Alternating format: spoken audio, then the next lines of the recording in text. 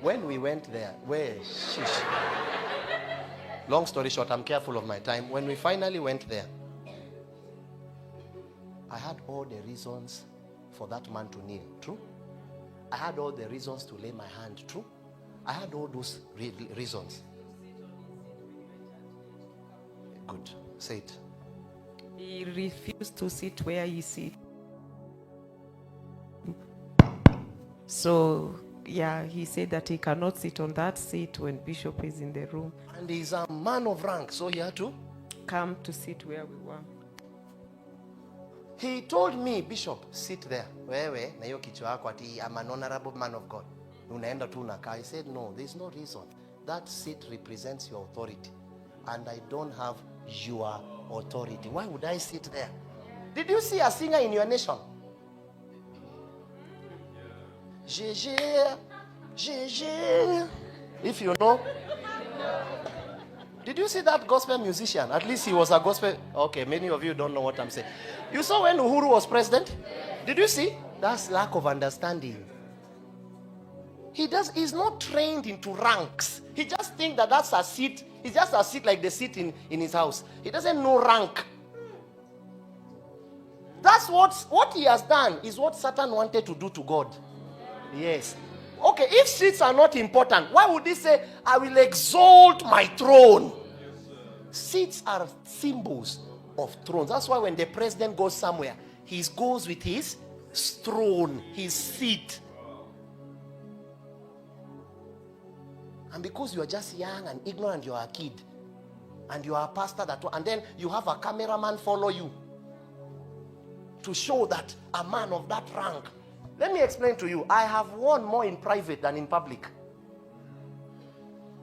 If I bring out the things that happen to me in private, the wins, the people I speak to privately, you will not believe it. And none of them, Jehovah be my witness, have I used to push myself forward. None of them. Blessed are thou, Son of David.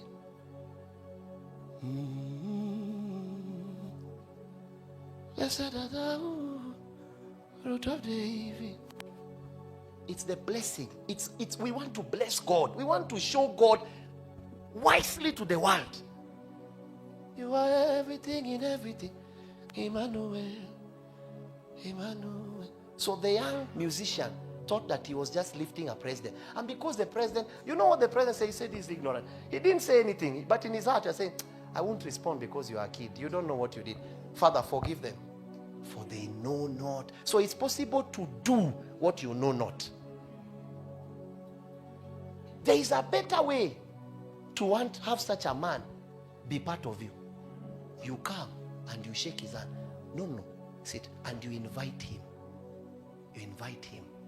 Can you dance with me? You invite him. You don't push. You let him wake up. You just hold his hand. If it is appealing to the king, you will notice the king will rise without a push. That's what you call being honorable. I had the right to sit on that man's seat. I told him there is no reason. Legally speaking, it's wrong because I don't represent that arm of government. 2, I told him he was about to kneel. What did I tell him? Don't kneel. You will notice when the deputy president, most of these people, some of these people, is pride that's bothering them. They know the people that can advise them. But because we just look young and they don't want to look, and we are not politicians, so they don't want to receive, they think that wisdom only comes from politics. True wisdom comes from heaven. Does any man lack wisdom? Let him ask.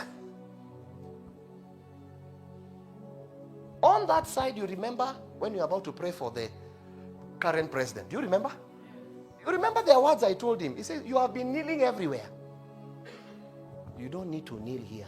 If you notice, he stood. Because it was not his time to kneel. If he interpreted, it was his time to stand and serve the people. But you see, everywhere they go, the religious man thinks that the proof that a man is humble is kneeling. And so you don't understand ranks. Let him kneel out of his own accord. That you have spoken something that has touched him, he'll begin to cry. I just shared my little testimony, if you remember. He started crying. I cried genuinely because I remembered, God, you brought me. I was employed to feed dogs. Jehovah, I can't stand before you today. And that's why you notice when I do ministry, I present God with excellence. But the way some of us present God,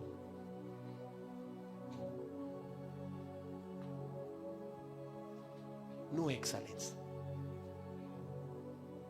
No one wants your God. Your God needs help. I prayed for that man and I told him, come sit on your seat. I will pray for you on your seat, so that I'm praying for you and your throne. Everyone that, because you might not be here tomorrow, let it be known that that throne is blessed. That any man that sits after you, they will follow Jesus. And then I started praying. I didn't put my hand on his head. He told me, put your, I said no, shoulder, because the burden, the government is on shoulder. Shoulder represents weight. You know, we just do things to, that seat represents weight. So this is the place. Lord, give him strength to bear. By the time I finished, we came out, he didn't want to leave. He actually, such a man of rank, he escorted out us to the parking. And like a child, if you remember Auntie, when he came from Germany, he waved us. He stood there and waved us. Then the cameraman, true, he had his cameraman. I have so many camera people here. He had his cameraman. So let it be known, it was him that wanted a picture with me. When we finished, he took the phone and said, that's what you call impact. Like in you have already taken the picture, because you now post it. And then you say, if God be for us, wale walisema hatutafika, huku ni wapi? The ones that said will not arrive, where is he? Now where have you arrived? And it's part of ignorance. It's childish.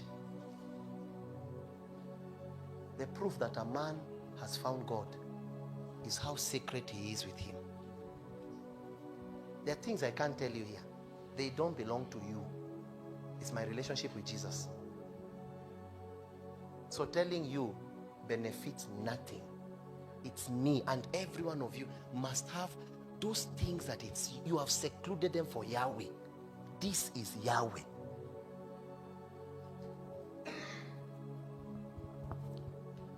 But because we have a generation of people, young people that have received positions, they bought positions, bishops that bought positions.